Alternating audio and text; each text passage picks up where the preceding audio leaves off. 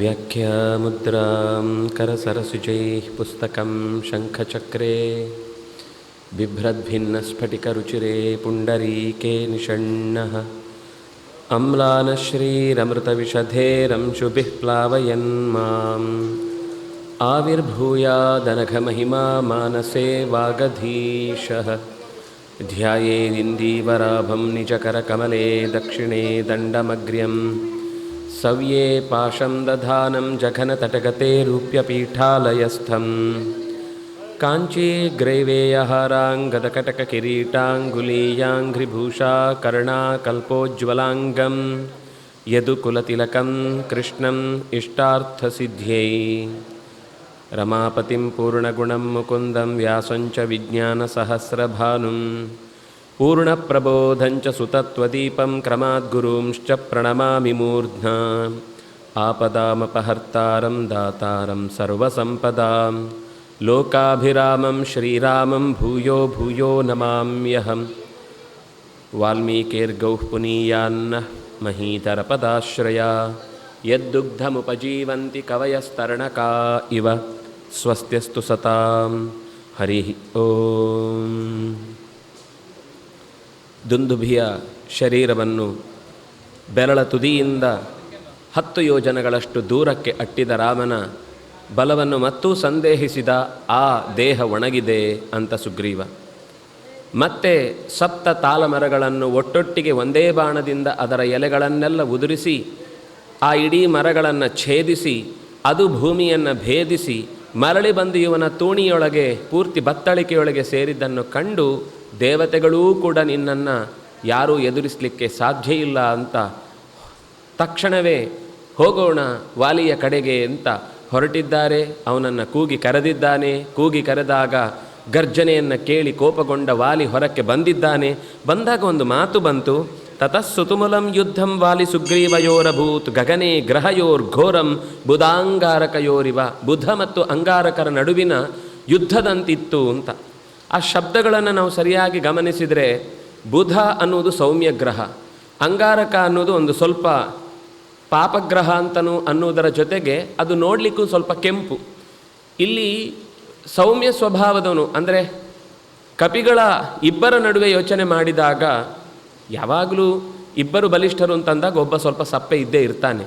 ಹಾಗೆ ವಾಲಿ ಸುಗ್ರೀವರ ನಡುವೆ ಸುಗ್ರೀವ ಸೌಮ್ಯವಾದವನು ಬುಧಗ್ರಹದಂತೆ, ಅಂತೆ ಅಂಗಾರಕನಂತೆ ಅತ್ಯಂತ ಕ್ರೂರ ಸ್ವಭಾವದವನು ವಾಲಿ.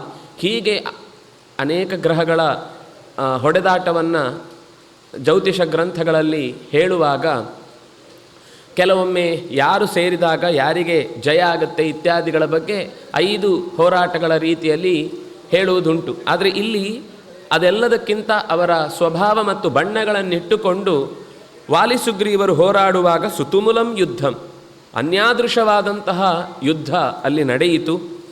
ಯುದ್ಧದಲ್ಲಿ ವಾಲಿಯ ಮೇಲುಗೈ ಸಾಧಿಸ್ತಾ ಎಷ್ಟು ಪೆಟ್ಟು ತಿಂದಾಗಲೂ ಸುಗ್ರೀವನ ಇದು ನಮಗೊಂದು ಪಾಠ. ಯಾವಾಗಲೂ ಯಾರೋ ನಮ್ಗೆ ಸಹಾಯ ಮಾಡ್ತಾರೆ ಅಂತ ನಿರೀಕ್ಷಿಸ್ತಾ ನಾವೇನಾದರೂ ಕೆಲಸ ಮಾಡಲಿಕ್ಕೆ ಹೋದಾಗ ಅಲ್ಲಿ ಹೆಚ್ಚು ಸೋಲೆ ಜಾಸ್ತಿ. ನಮ್ಮ ಪ್ರಯತ್ನವನ್ನು ನಾವು ಹಾಕೋದ್ರಲ್ಲಿ ಪೂರ್ತಿ ಹೆಚ್ಚು ಪ್ರಾಮಾಣಿಕರಾಗಿದ್ದಾಗ ಗೆಲುವು ಖಂಡಿತ ಸಿಗುತ್ತೆ.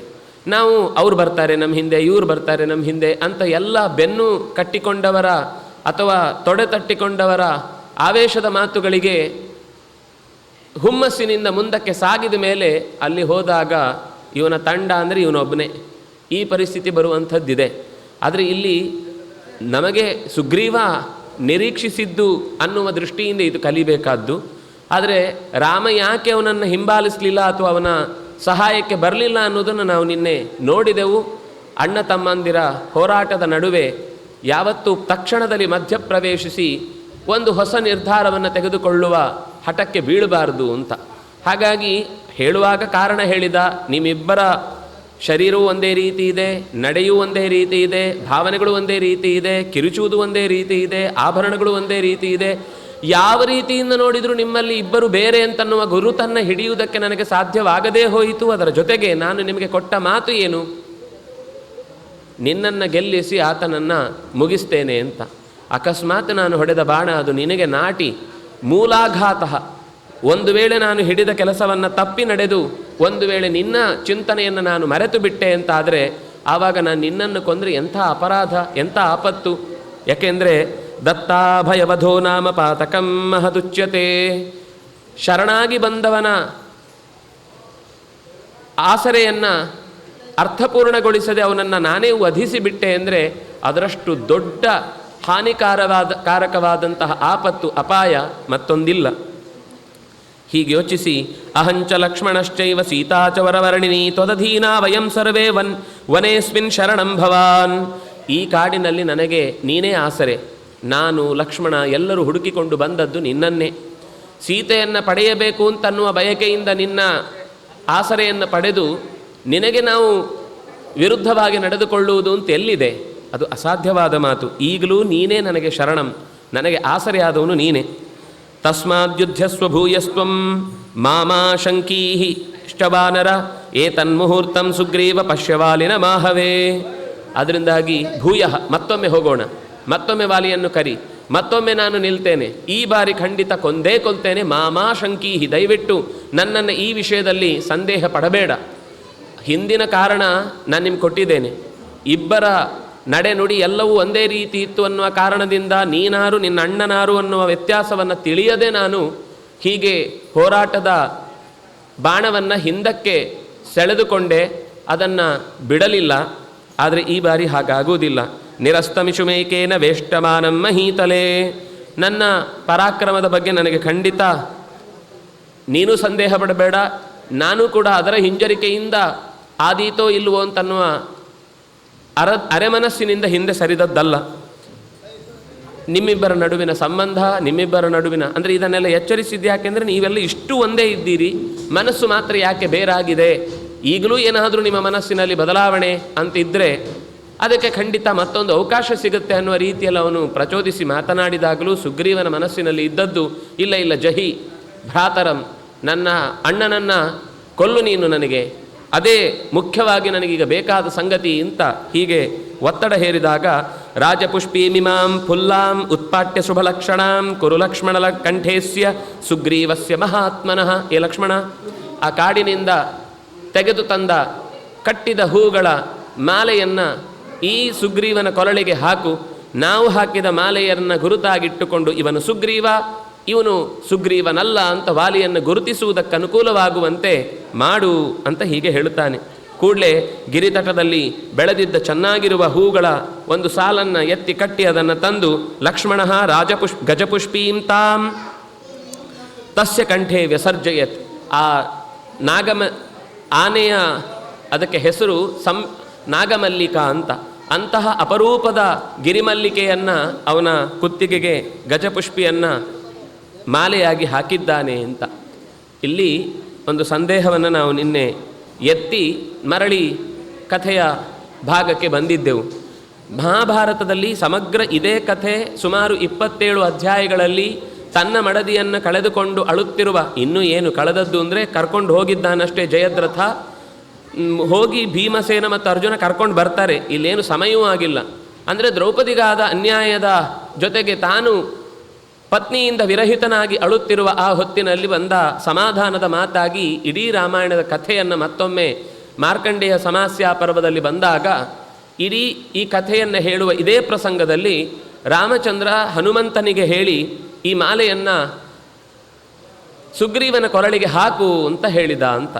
ರಾಮಾಯಣದಲ್ಲಿ ನೋಡಿದರೆ ಲಕ್ಷ್ಮಣ ಹಾಕಿದ. ಲಕ್ಷ್ಮಣೋ ಗಜಪುಷ್ಪೀಂ ತಾಂ ತಸ್ಯ ಕಂಠೆ ವ್ಯಸರ್ಜಯತ್. ಲಕ್ಷ್ಮಣನು ಆ ಪುಷ್ಪದ ಮಾಲೆಯನ್ನು ಸುಗ್ರೀವನ ಕಂಠಕ್ಕೆ ಹಾಕಿದ.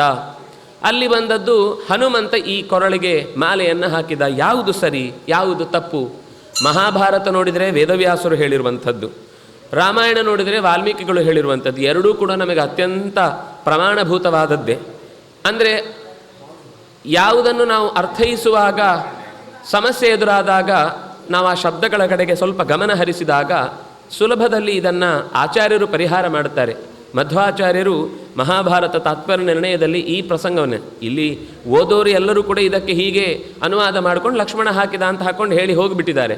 ಆದರೆ ಅದು ಹನುಮಂತ ಹಾಕಿದ್ದು ಅನ್ನುವ ಸಂಗತಿ ಮಹಾಭಾರತ ಓದಿ ಯಾರಿಗಾದರೂ ಪ್ರಶ್ನೆ ಬಂದು ಆಗ ರಾಮಾಯಣ ನೆನಪಿದ್ದು ಅದನ್ನೇ ಪ್ರಶ್ನೆಯ ರೂಪದಲ್ಲಿ ತಲೆಯೊಳಗೆ ತಂದುಕೊಂಡ ಅಂದರೆ ಮಾತ್ರ ಗಲಿಬಿಲಿಯಾಗುತ್ತೆ ಯಾವುದು ಉತ್ತರ ಅಂತ. ಆಚಾರ್ಯರು ಅಷ್ಟು ಸೂಕ್ಷ್ಮವಾಗಿ ಗಮನಿಸಿ ಈ ಪ್ರಶ್ನೆಗೆ ಉತ್ತರವನ್ನು ಕೊಡ್ತಾ ಹನುಮಂತನೇ ಹಾಕಿದ್ದು. ಹನುಮಂತನೇ ಹಾಕಿದ್ದಾದರೆ ಲಕ್ಷ್ಮಣ ಅನ್ನುವ ಮಾತಿಗೇನರ್ಥ? ವಾಲ್ಮೀಕಿಗಳ ಹಾಗಾದರೆ ಸುಳ್ಳು ಹೇಳಿದ್ದ? ವಾಲ್ಮೀಕಿಗಳ ಅಭಿಪ್ರಾಯ ತಪ್ಪ ಅಂತ ಕೇಳಿದರೆ, ಹನುಮಂತ ಶಬ್ದವನ್ನು ಲಕ್ಷ್ಮಣ ಶಬ್ದದ ಜೊತೆಗೆ ಅರ್ಥೈಸುವುದು ಕಷ್ಟ. ಆದರೆ ಲಕ್ಷ್ಮಣ ಶಬ್ದವನ್ನು ಹನುಮಂತನಿಗೆ ಅರ್ಥೈಸಬಹುದು. ಯಾಕೆಂದರೆ ಲಕ್ಷ್ಮಣ ಅನ್ನುವ ಶಬ್ದಕ್ಕರ್ಥ ಅತ್ಯಂತ ಲಕ್ಷಣವಂತ ಅಂತ. ಲಕ್ಷಣವಂತಿಕೆ ಅನ್ನೋದು ಹನುಮಂತನ ಸಹಜ ಲಕ್ಷಣ. ಅದು ಆರಂಭದಲ್ಲೇ ಭೇಟಿಯಾದಾಗ ಆತನ ಧ್ವನಿಯಲ್ಲಿ, ಆತನ ರೂಪದಲ್ಲಿ, ಆತನ ಮಾತಿನಲ್ಲಿ, ಆತನ ಮಾತಿನ ವಿಷಯದಲ್ಲಿ ಎಲ್ಲೂ ಕೂಡ ಒಂದು ಚೂರೂ ಕೂಡ ದೋಷ ಇಲ್ಲದ ಒಂದು ಪರಿಪೂರ್ಣ ವ್ಯಕ್ತಿತ್ವ ಅಂತ ರಾಮಚಂದ್ರ ಅವನನ್ನು ವರ್ಣಿಸಿ ಲಕ್ಷ್ಮಣನ ಹತ್ರ ಮಾತಾಡಿದ್ದಾದ್ರಿಂದ ಲಕ್ಷ್ಮಣ ಅನ್ನುವ ಶಬ್ದಕ್ಕೆ ಹನುಮಂತ ಅಂತ ಅರ್ಥ. ಆದರೆ ಹನುಮಂತ ಅನ್ನುವ ಶಬ್ದಕ್ಕೆ ಲಕ್ಷ್ಮಣ ಅಂತ ಅರ್ಥ ಮಾಡಲಿಕ್ಕೆ ಬರುವುದಿಲ್ಲ. ಯಾಕೆಂದರೆ ಹನುಮಾನ್ ಅನ್ನುವ ಶಬ್ದ ಅದು ಅವನಲ್ಲೇ ಎಕ್ಸ್ಕ್ಲೂಸಿವ್ ಆಗಿ ಇರುವಂಥದ್ದು.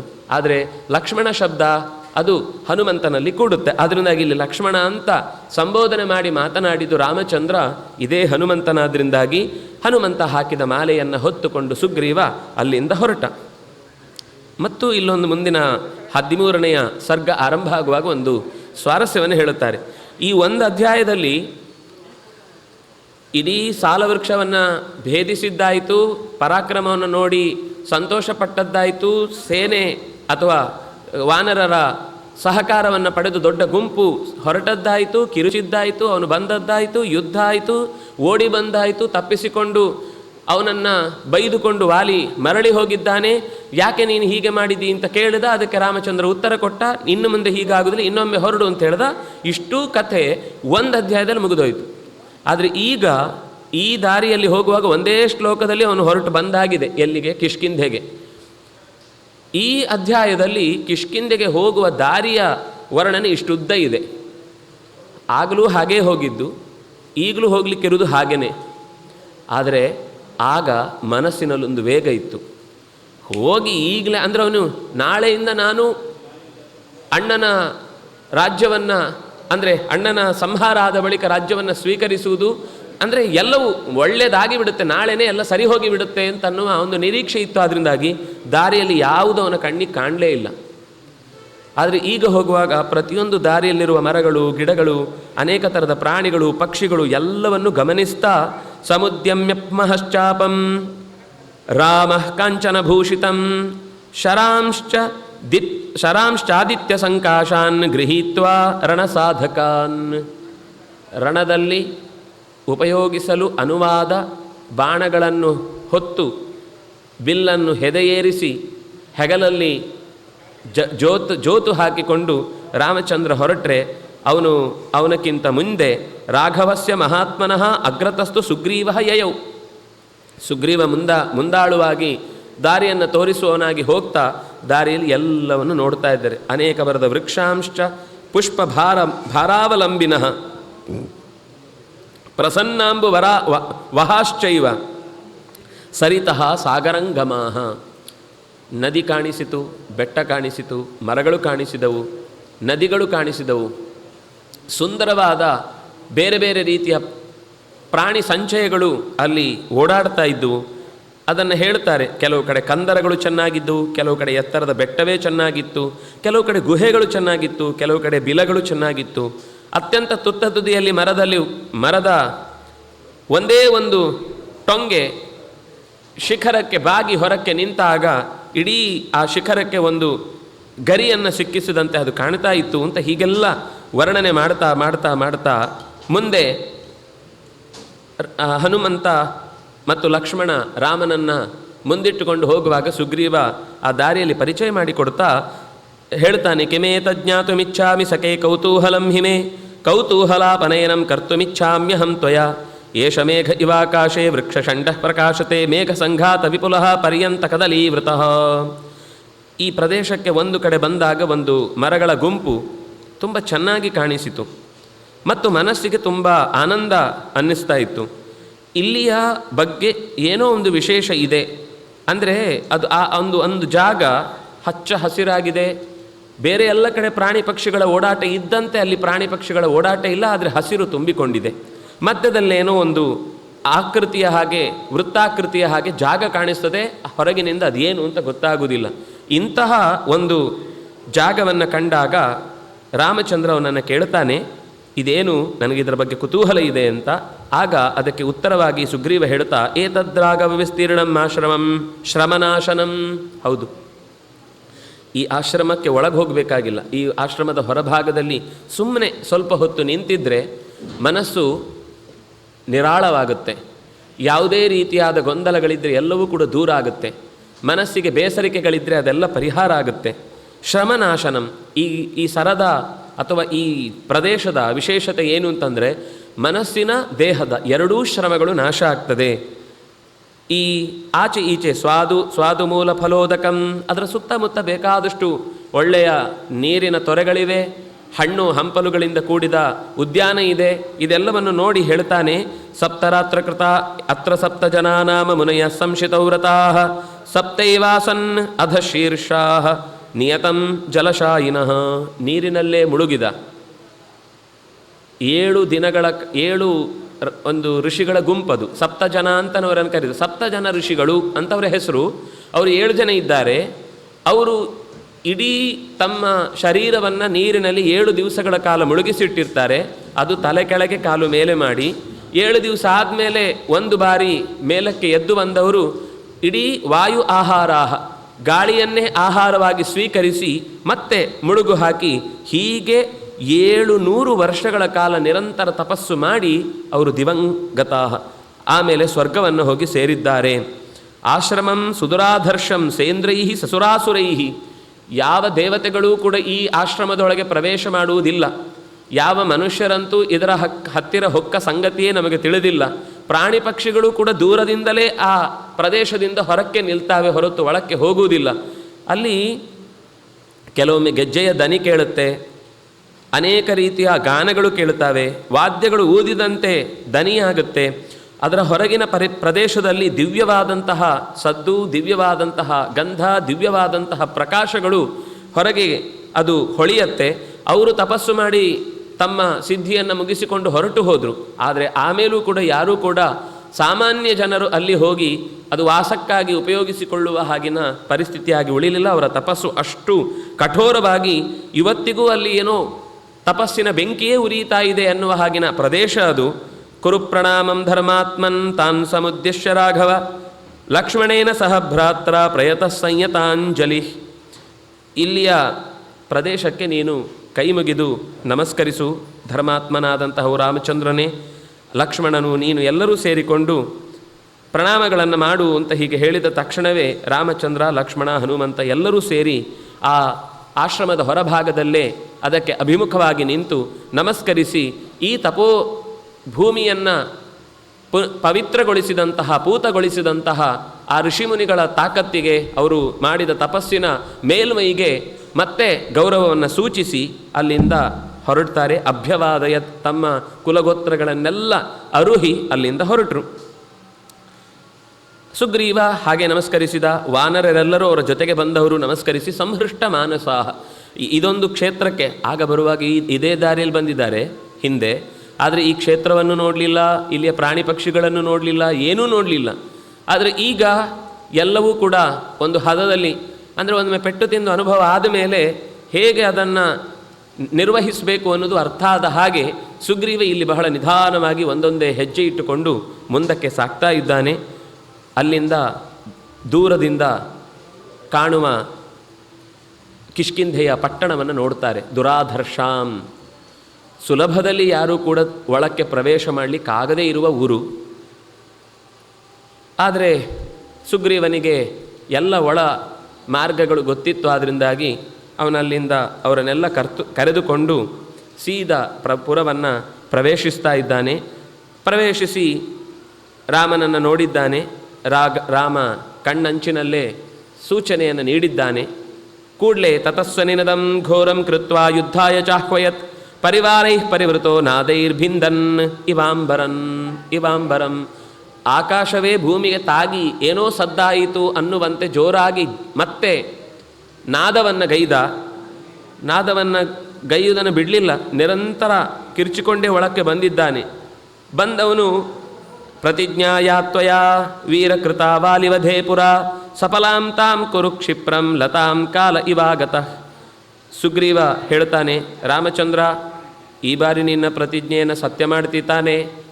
ಹಿಂದೆ ಪೆಟ್ಟು ತಿಂದ ಉರಿ ಇನ್ನೂ ಪೂರ್ತಿ ಮಾಯ ಆಗಿಲ್ಲ, ಇನ್ನೂ ಒದ್ದಾಡ್ತಾ ಇದ್ದೇನೆ. ಆದರೆ ನಿನ್ನ ಮಾತನ್ನು ಮನಸ್ಸಿನಲ್ಲಿಟ್ಟುಕೊಂಡು ಬಂದಿದ್ದೇನೆ. ಈ ವಸಂತ ಕಾಲ ನಿಜವಾಗಿಯೂ ಕೂಡ ನನಗೆ ವಸಂತದ ಸಂತೋಷವನ್ನು ಉಣಿಸಲಿ ಹೊರತು ಮತ್ತೆ ಅದು ವೇದನೆಯಾಗಿ ನನ್ನನ್ನು ಕಾಡದಿರಲಿ ಅಂತ ಹೀಗೆ ಕೇಳಿದಾಗ ರಾಮಚಂದ್ರ ಯಥಾಪ್ರಕಾರ ಅವನಿಗೆ ಮತ್ತೆ ಭರವಸೆಯನ್ನು ನೀಡುತ್ತಾನೆ. ಕೃತಾಭಿಜ್ಞಾನ್ ಅಚಿನ್ನಸ್ತ್ವಂ ಅನಯಾದ್ಗಜ ಸಾಹ್ವಯ ಲಕ್ಷ್ಮಣೇನ ಸಮುತ್ಪಾಟ್ಯ ಯೈಷಾ ಕಂಠೇ ಕೃತಾ ತವ. ನಾನು ನಿನ್ನ ಕೊರಳಿಗೆ ಹಾಕಿಸಿದ ಮಾಲೆ ನೀನು ಸುಗ್ರೀವ ಅಂತ ನನಗೆ ಗೊತ್ತಾದ ಮೇಲೆ ಇನ್ನು ವಾಲಿಯ ಯಾವುದೇ ರೀತಿಯಾದ ಅಪಾಯವು ನಿನ್ನನ್ನು ಕಾಡುವುದಿಲ್ಲ. ಯಾಕೆಂದರೆ ನೀನು ನೋಡಿದ್ದಿ, ದುಂದುಬಿಯ ಶರೀರವನ್ನೇ ಎಸೆದದ್ದಾಗಲಿ, ಅಂತೆಯೇ ಸಾಲವೃಕ್ಷಗಳನ್ನು ಒಂದೇ ಬಾಣದಿಂದ ಛಿದ್ರಗೊಳಿಸಿ ಮತ್ತೆ ಭೂಮಿಯನ್ನು ನೆಟ್ಟು ಬಂದ ಬಾಣ ಬತ್ತಳಿಕೆಯನ್ನು ಮರಳಿ ಸೇರಿದ್ದಾಗಲಿ, ಆಗಲೇ ನೀನು ಸಂತೋಷಪಟ್ಟು ದೇವತೆಗಳನ್ನು ಎದುರಿಸಲಿಕ್ಕೆ ರಾಮ ಸಮರ್ಥನಾಗಿದ್ದಾನೆ ಅಂತನ್ನುವ ಮಾತಾಗಲಿ ಮತ್ತೆ ನೆನಪಿಸಿಕೋ, ಮುಂದಕ್ಕೆ ಸಾಗು ಅಂತ ಹೀಗೆ ಭರವಸೆಯನ್ನು ತುಂಬಿ ಕೊಡ್ತಾ ಆ ಧ್ವನಿಯನ್ನು ನೀನು ಹಾಗೆ ಮುಂದಕ್ಕೆ ಮುಂದುವರೆಸು.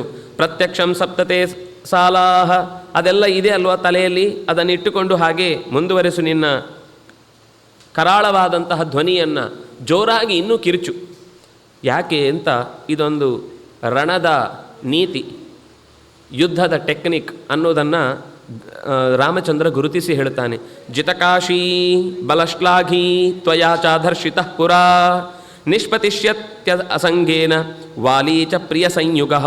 ಈ ಹೆಣ್ಣುಮಕ್ಕಳ ಮಧ್ಯದಲ್ಲಿ ಇರುವ ವಾಲಿಗೆ ತನ್ನಿಂದ ಸೋತು ಹೋದವನೊಬ್ಬ ಮತ್ತೆ ಕಿರುಚಿದಾಗ ಅವನಿಗೆ ಅದನ್ನು ಸಹಿಸಲಿಕ್ಕಾಗುವುದಿಲ್ಲ. ಎಷ್ಟೇ ಬಲಿಷ್ಠನಿರಲಿ, ಕೋಪಗೊಂಡು ಈ ಹಿಂದಿನ ತನ್ನ ಗೆಲುವನ್ನೇ ನೆನಪಿಸಿಕೊಂಡು ಇಷ್ಟು ಅವನಿಗೆ ಪೆಟ್ಟು ಕೊಟ್ಟಿದ್ದಾಗಲೂ ಮತ್ತೆ ನನ್ನ ಹತ್ರ ಬಂದು ಪೆಟ್ಟು ತಿನ್ನಲಿಕ್ಕೆ ಬರ್ತಾ ಇದ್ದಾನಲ್ವಾ ಅನ್ನುವ ಆಲೋಚನೆಯ ನಡುವೆ ತನ್ನ ದೇಹದ ಸ್ಥಿಮಿತವನ್ನು ಅವನು ಕಳ್ಕೊಳ್ತಾನೆ. ಕೋಪ ಅವನನ್ನು ದುರ್ಬಲವಾಗಿಸುತ್ತೆ. ಯುದ್ಧದಲ್ಲಿ ಆಕ್ರೋಶ, ಕೋಪ ಇದು ಯಾವಾಗಲೂ ಕೂಡ ಹಿಡಿತದಿಲ್ಲಿದ್ದ ಕೋಪವಾದರೆ ಅದು ಅವನನ್ನು ಗೆಲ್ಲಿಸುತ್ತೆ, ಕೈ ಮೀರಿ ಬಂದ ಕೋಪ ಆದರೆ ಅದನ್ನು ಸೋಲಿಸುತ್ತೆ. ಅದರಿಂದಾಗಿ ನಿನ್ನ ಕೂಗಿನ ಒಂದೊಂದು ಧ್ವನಿಯೂ ಕೂಡ ಆತನ ಮನದಾಳದ ಎಳೆಗಳನ್ನು ಹಾಗೆ ಹೊರಕ್ಕೆಳೆದು ಹಾಗೆಯೇ ಅವನನ್ನು ಸೋಲಿಸುವುದಕ್ಕೆ ಬೇಕಾದದು ಸಿದ್ಧತೆಯಾಗಿರುತ್ತೆ. ನೀನು ಇನ್ನಷ್ಟು ಚೆನ್ನಾಗಿ, ಅದರಲ್ಲೂ ಹೆಣ್ಣು ಮಕ್ಕಳ ಮುಂದೆ ತನ್ನ ವೀರ್ಯವನ್ನು, ತನ್ನ ಸಾಮರ್ಥ್ಯವನ್ನು ಪ್ರಶ್ನಿಸುವ ಹಾಗೆ ನಿನ್ನ ಕೂಗಿದ್ದಾಗ ಅವರಿಗೆಲ್ಲ ನನ್ನ ವಿಷಯದಲ್ಲಿ ಕಡಿಮೆ ಭಾವನೆ ಬರಬಾರದು ಅನ್ನುವ ಕಾರಣಕ್ಕಾಗಿ ಮತ್ತಷ್ಟು ಕೋಪಗೊಳ್ತಾನೆ. ರಿಪೂಣಾಂ ದರ್ಶನಂ ಶೂರ ಮರ್ಷಯಂತಿನ ಸಂಯುಗೇ ಜಾನಂತಸ್ತು ಸ್ವಕಂ ವೀರ್ಯಂ ಸ್ತ್ರೀ ಸಮಕ್ಷಂ ವಿಶೇಷತಃ ತಸ್ಯ ಶಬ್ದೇನ ವಿತ್ರಸ್ತಾ ಗಾವೋ ಯಾಂತಿ ಹತಪ್ರಭಾ ರಾಜದೋಷ ಪರಾಮೃಷ್ಟ ಕುಲಸ್ತ್ರೀಯ ಇವಾಕುಲ. ಅನೇಕ ಉದಾಹರಣೆಯನ್ನು ಕೊಡ್ತಾನೆ. ಅವನು ಕಿರುಚಿದ್ದ ಆಮೇಲೆ ರಾಮಚಂದ್ರ ಹೀಗೆ ಹೇಳಿದ ಮೇಲಂತೂ ಇನ್ನೂ ಜೋರಾಗಿ ನನರ್ದಚ.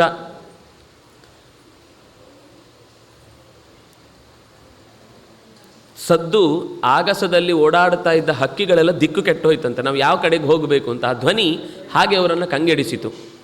ಬಿಲದಲ್ಲಿ ಎಲ್ಲೋ ಅಡಗಿದ್ದ ಹಾವುಗಳು ತಮ್ಮ ಬಿಲದ ಒಳಗೇನೆ ಸದ್ದು ಬಂದು ನಮ್ಮನ್ನು ದಾಳಿ ಮಾಡಿ ಬಿಡ್ತಾ ಇದೆ ಅಂತ ಮತ್ತೆ ಹಿಂದಕ್ಕೆ ಸರಿದು ಎಲ್ಲೋ ಆಳಕ್ಕೆ ಇಳಿದು ಹೋಯ್ತಂತೆ.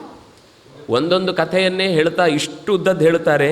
ಏನೇನಾದವು, ಯಾವ ಗರ್ಭಗಳು ಕೆಲವು ಪಾತವಾಗಿ ಹೋದವು, ಅಷ್ಟೇ ಅಲ್ಲ ಹೇಗೆ ಕೆಲವೊಂದು ಬಾರಿ ಆಕಾಶದಲ್ಲಿ ರಾತ್ರಿಯ ಹೊತ್ತು ಗ್ರಹಗಳು ಅಥವಾ ಉಲ್ಕೆಗಳು ತಮ್ಮ ಕಕ್ಷೆಯನ್ನು ಕಳಚಿ ಅಥವಾ ಇನ್ನೆಲ್ಲಿಂದಲೋ ಭೂಮಿಯತ್ತ ಧಾವಿಸಿದಾಗ ಟೂಟ್ನಾತಾರ ಅಂತ ನಾವು ಕೇಳುತ್ತೇವೆ. ಅದನ್ನು ಬಿದ್ದು ಹೋದ ನಕ್ಷತ್ರ ಅಂತ. ನಕ್ಷತ್ರ ಬೀಳುವುದಲ್ಲ, ಆದರೆ ಹಾಗೆ ಕಾಣುವ ರೀತಿಯಲ್ಲಿ ಈ ಹಕ್ಕಿಗಳೆಲ್ಲ ಉದುರಿ ಬೀಳ್ತಾ ಇವೆ ಅಂತೆ ಕಿರಿಚಿಕೊಂಡು.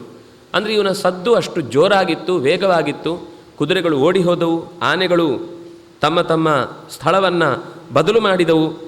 ಹೀಗೆ ಇನ್ನೊಂದು ಉದಾಹರಣೆ ಕೊಡ್ತಾನೆ. ರಾಜ ಇಲ್ಲ ಅಂತ ಗೊತ್ತಾದಾಗ ಈ ದುರುಳರಾದಂತಹ ದೊರಡೆಕೋರರು ಆ ಹೆಣ್ಣು ಮಕ್ಕಳ ಮೇಲೆ ಪ್ರಯೋಗ ಅಂದರೆ ಬಲಾತ್ಕಾರ ಮಾಡಲಿಕ್ಕೆ ಹೋಗುವ ಸ್ಥಿತಿಯಲ್ಲಿ ಹೇಗೆ ಹೆದರುತ್ತಾರೋ ಹೆಣ್ಣು ಮಕ್ಕಳು, ಹಾಗೆ ಹೆದರುವ ರೀತಿಯಲ್ಲಿ ಆ ಇಡೀ ಪ್ರದೇಶದ ಎಲ್ಲ ಕ್ರಿಮಿಕೀಟಗಳು ಕೂಡ ನಡುಗತೊಡಗಿದವು. ಶ್ರುತ್ವಾ ಚ್ಯುತಸ್ಯ ನಿನದಂ ಸರ್ವಭೂತ ಪ್ರಕಂಪನಂ ಮೃತಶ್ಚೈಕಪದೇ ನಷ್ಟ ಕ್ರೋಧಶ್ಚಾಪತಿತೋ ಮಹಾನ್. ಈ ಧ್ವನಿ ಕೇಳಿದ ಮೇಲಂತೂ ಸುಮ್ಮನೆ ಕೂತ್ಕೊಳ್ಳಿಕ್ಕಾಗಲಿಲ್ಲ ವಾಲಿಗೆ. ಎಲ್ಲದಕ್ಕಿಂತ ಚಂದದ ಒಂದು ಮಾತು ಹೇಳ್ತಾರೆ, ಮದಶ್ಚೈಕಪದೇ ನಷ್ಟ. ಅಲ್ಲಿಯ ತನಕ ಚೆನ್ನಾಗಿ ಪಾನ ಮಾಡಿಕೊಂಡು ಒಳ್ಳೆ ರಸವತ್ತಾದ ಪದಾರ್ಥವನ್ನು ತಿಂದುಕೊಂಡು ತನಗೆ ಇಷ್ಟವಾದ ಮಡದಿಯರ ಜೊತೆಗೆ ಕೂತುಕೊಂಡು ಹರಡ್ತಾ ಇದ್ದವನಿಗೆ ಈ ರೀತಿಯಾದ ತನ್ನ ಶತ್ರುವಿನ ಇಷ್ಟು ಭಯಾನಕವಾದ ಧ್ವನಿಯನ್ನು, ಅದು ಏನು ರಾಜಾರೋಷವಾಗಿ ತನ್ನ ಇಲ್ಲಿಯ ತನಕದ ಪೌರುಷವನ್ನೇ ಪ್ರಶ್ನಿಸುವಂತೆ ಇದ್ದಂತಹ ಆ ಮಾತು ಅಥವಾ ಆ ಧ್ವನಿ ಕೇಳಿ ಅವನ ಮನಸ್ಸಿನಲ್ಲಿ ದೇಹದಲ್ಲಿ ಏರಿದ್ದ ನಶೆಯೆಲ್ಲ ಇಳಿದು ಹೋಯ್ತಂತೆ. ಏಕಪದೇ ನಷ್ಟ. ಅಯ್ಯೋ, ಇಷ್ಟು ಹೊತ್ತು ಕಷ್ಟಪಟ್ಟು ಸಂಪಾದಿಸಿದ ಮದ ಎಲ್ಲ ಇಳದೇ ಹೋಯಿತು ಅಂತ ಕೋಪ ಅವನನ್ನು ನುಗ್ಗಿ ಹೊರಕ್ಕೆ ಬರುವಂತೆ ಮಾಡ್ತಾ ಇದೆ. ವಾಲಿ ದಂಷ್ಟ್ರ ಕರಾಳಸ್ತು, ತನ್ನ ಹಲ್ಲನ್ನು, ಕೋರೆ ಹಲ್ಲನ್ನು ಹೊರಕ್ಕೆ ಚಾಚುತ್ತಾ ಕಣ್ಣಿನಿಂದಲೇ ಬೆಂಕಿಯನ್ನು ಚೆಲ್ಲುತ್ತಾ ತಕ್ಷಣವೇ ನೆಲವನ್ನು ಜೋರಾಗಿ ಕಾಲಿನಿಂದ ಒದ್ದು ಹೊರಕ್ಕೆ ಬರ್ತಾ ಇದ್ದಾನೆ. ಈ ಸದ್ದು ಕೇಳಿಸಿದ ತಕ್ಷಣವೇ ತಂತು ತಾರಾ ಪರಿಶ್ವಜ್ಯ, ಅವನ ಹೆಂಡತಿ ತಾರೆ ಅವನನ್ನು ಗಟ್ಟಿಯಾಗಿ ಅಪ್ಪಿಕೊಳ್ತಾಳೆ. ಸ್ನೇಹಾದರ್ಶಿತ ಸೌಹೃದ, ಅದರವಳು ಅಪ್ಪಿಕೊಂಡದ್ದು ಹೋಗಬೇಡ ಅಂತ ಹೇಳಲಿಕ್ಕಲ್ಲ, ತುಂಬ ಸೌಹಾರ್ದದಿಂದ ಪ್ರೇಮದಿಂದಲೇ ಅಪ್ಪಿಕೊಂಡಿದ್ದಾಳೆ. ಉವಾಚತ್ರಸ್ತ ಸಂಭ್ರಾಂತ ಹಿತೋದರ್ಕಮಿದಂ ವಚಃ. ತುಂಬ ಆಯಾಸ ಆದವರಿಗೆ ತಕ್ಷಣದಲ್ಲಿ ಎದೆಯನ್ನು ಸವರಿ ನೀರು ಕೊಡುವ ರೀತಿಯಲ್ಲಿ ಆಕೆ ಮಾತಾಡಿದ್ಲು. ಅಂದರೆ ಒಂದೊಂದು ಮಾತುಗಳೂ ಕೂಡ ಒಂದೊಂದು ಪ್ರಸಂಗವನ್ನು, ಕೆಲವೊಮ್ಮೆ ಅದು ನಮ್ಮ ನಿತ್ಯದ ಜೀವನದ ಆಚರಣೆಗಳ ಬಗ್ಗೆ ಇರಬಹುದು, ನಕ್ಷತ್ರ ಗ್ರಹಗಳ ಬಗ್ಗೆ ಇರಬಹುದು, ಪ್ರಾಣಿಗಳ ಬಗ್ಗೆ ಇರಬಹುದು, ಪಕ್ಷಿಗಳ ಬಗ್ಗೆ ಇರಬಹುದು, ಅಥವಾ ಒಂದು ಲೋಹಶಾಸ್ತ್ರದ ಬಗ್ಗೆ ಇರಬಹುದು, ಏನೋ ಒಂದು ಉದಾಹರಣೆ ಕೊಡುವ ರೀತಿಯಲ್ಲಿ ಒಂದು ಕಥೆಯನ್ನು ಹಾಗೆ ನೋಡಿದರೆ ನಾವು ಎಷ್ಟೋ ಸಲ ಕರೆಕ್ಟಾಗಿ ರಾಮಾಯಣದ ಮೂಲದ ಮಾತಿನ ಜೊತೆಗೇ ಆಸ್ವಾದಿಸ್ತಾ ಹೋದರೆ, ಉಪಮಾ ಅನ್ನೋದನ್ನು ಆಮೇಲೆ ಯಾರೋ ಇನ್ನೊಂದು ಹೆಸರಿಗೆ ನಾವು ಜೋಡಿಸಿದರೂ ಕೂಡ ವಾಲ್ಮೀಕಿಗಳ ಉಪಮೆಗೆ ಒಂದು ಸಾಟಿಯಾದ ಮತ್ತೊಂದು ಅಲಂಕಾರದ ಬಳಕೆಯ ವೈಭವ ನಾವು ನೋಡೋದು ತುಂಬ ಕಷ್ಟ. ಅದು ಕೇವಲ ಒಂದು ಆನೆಯಂತೆ, ಕುದುರೆಯಂತೆ, ಹೂವಿನಂತೆ ಅದು ಮತ್ತೆ ರಿಪೀಟ್ ಆಗ್ತಾ ಇರುತ್ತೆ. ಆದರೆ ಪ್ರಕೃತಿಯ ಅನೇಕ ಸಂಗತಿಗಳ ಬೋಧನೆಯ ಜೊತೆಗೆ ಅದರಲ್ಲೊಂದು ಬೋಧೆ ಇದೆ, ವಿಷಯದ ಗಾಢತೆ ಮುಖ್ಯ ಮೂಲ ಕಥೆಗೆ ಒಂದು ಪೋಷಕವಾದ ಅಂಶ ಇರುತ್ತೆ. ಉದಾಹರಣೆ ಕೊಡುವುದು ಅಂದರೆ ಹಾಗಿರಬೇಕು. ಅದರಲ್ಲೂ ಒಂದು ತಿಳ್ಕೊಳ್ಳಿಕ್ಕೆ ಅಂಶ ಇರುತ್ತೆ. ಆ ತಿಳ್ಕೊಳ್ಳುವ ಅಂಶದಿಂದ ಮತ್ತೊಂದು ಉದ್ಬೋಧಕವಾದ ಒಂದು ಹೊಸ ಅಂಶ ನಮ್ಮ ಯಾವ ಕಾರಣಕ್ಕೋಸ್ಕರ ಉದಾಹರಣೆ ಕೊಟ್ಟೆವೋ ಅದನ್ನು ಬಲಗೊಳಿಸುವ ಹಾಗಿರಬೇಕು. ಅದು ಉದಾಹರಣೆಯ ಗಟ್ಟಿತನ. ಅಂತಹ ಅನೇಕ ಉದಾಹರಣೆಯ ಗಟ್ಟಿತನ ಇಲ್ಲಿ ಕಾಣುತ್ತೆ. ಹಿತೋದರ್ಕಂ, ಉತ್ಕೃಷ್ಟವಾದಂತಹ ಆಯಾಸವನ್ನು ಕಳೆಯುವ, ಹಿತವೆನಿಸುವ ನೀರನ್ನು ತುಂಬ ಶ್ರಮಗೊಂಡವನಿಗೆ ಬಂದು ಕೊಡುವ ರೀತಿಯಲ್ಲಿ ಆಕೆ ಮಾತುಗಳನ್ನಾಡಿದ್ಲು. ಅಂದರೆ ನಾವು ಆಯಾಸದಿಂದ ಬಂದವರಿಗೆ ನಮ್ಮಲ್ಲಿ ಸಾಮಾನ್ಯವಾಗಿ ಬೆಲ್ಲ ನೀರು ಕೊಡುವುದು ಅಂತ ಒಂದು ಕ್ರಮ ಇದೆ, ಅದನ್ನು ಇಟ್ಕೊಳ್ಬೋದು ಹಿತೋದರ್ಕ ಅಂತ. ನಾವು ಇನ್ನೇನೇನೋ ಬಣ್ಣ ಬಣ್ಣದ ನೀರನ್ನು ಹೇಗೋ ಎಲ್ಲೆಲ್ಲಿಂದಲೋ ತಂದದ್ದನ್ನು ಕುಡಿಯುವುದಕ್ಕಿಂತ ಸಹಜವಾದ ನೀರು, ಬೆಲ್ಲ ಅನ್ನೋದು ದೇಹದಲ್ಲಿ ಚೆನ್ನಾಗಿ ಮತ್ತೆ ಗಟ್ಟಿತನವನ್ನು ತುಂಬುವುದಕ್ಕಾಗಿ, ಪೋಷಕವಾದ ಬಲವನ್ನು ತುಂಬುವುದಕ್ಕಾಗಿ ಬೇಕಾಗುವ ಆತಿಥ್ಯದ ಒಂದು ಭಾಗವಾಗಿ ಉಳಿದಂತೆ ಆಕೆ ಮಾತಾಡಿದ್ಲು ಅಂತ ಮಾತು ಬಂತು. ಮಾತುಗಳಲ್ಲಿ ತುಂಬ ಸಹಜವಾದ ಅನೇಕ ರಾಜನೈತಿಕವಾದಂತಹ ಧರ್ಮಗಳನ್ನು ಆಕೆ ಮಾತಾಡ್ತಾಳೆ. ಆ ಮಾತುಗಳಿಗೆ ಮತ್ತೆ ನಾಳೆಯ ಸಂಜೆ ನಾವು ಕಿವಿಯಾಗೋಣ ಅಂತ ಹೇಳ್ತಾ, ಕಾಯೇನ ವಾಚಾ ಮನಸಾ ಇಂದ್ರಿಯೈರ್ವ ಬುದ್ಧ್ಯ ಆತ್ಮನಾವ ಅನುಸೃತ ಸ್ವಭಾವ ಕರೋಮಿ ಯದ್ಯತ್ ಸಕಲಂ ಪರಸ್ಮೈ ನಾರಾಯಣಾಯೇತಿ ಸಮರ್ಪಯಾಮಿ. ಶ್ರೀಕೃಷ್ಣಾರ್ಪಣ.